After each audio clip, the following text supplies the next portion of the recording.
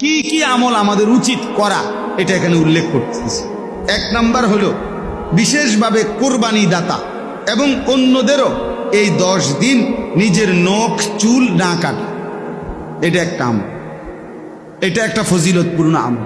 অর্থাৎ জিলকদ মাসের শেষেই, জিলহজের চাঁদ উঠবার আগেই নখ এবং চুল কেটে ফেলা, আর এই 10 দিন কোরবানি হওয়ার আগ পর্যন্ত নখ চুল বিশেষভাবে যাদের কোরবানি করে, মানে যাদের উপরে কোরবানি ওয়াজিব, তাদের জন্য বেশি জরুরি।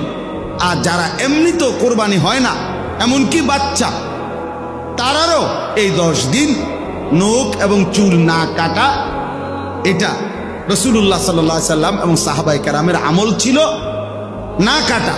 অতএব এইটা একটা আমল যে এই 10 দিন নখ চুল কাটবে না। কথা বুঝছেন কিন্তু? হ্যাঁ, এটা একটা আছে।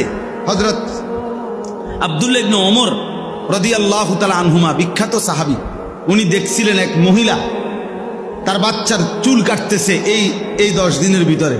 তো উনি পরিষ্কার বলছে, হে মা, যদি তুমি এটাকে কোরবানির দিন পর্যন্ত বিলম্বিত করতে কত না ভালো হতো, কত না ভালো হতো। অর্থাৎ সাহাবায়ে কেরাম বাচ্চাদের বিষয়েও এই খেয়াল রাখছে। বাচ্চাদেরকেও দিন শেখানো উচিত।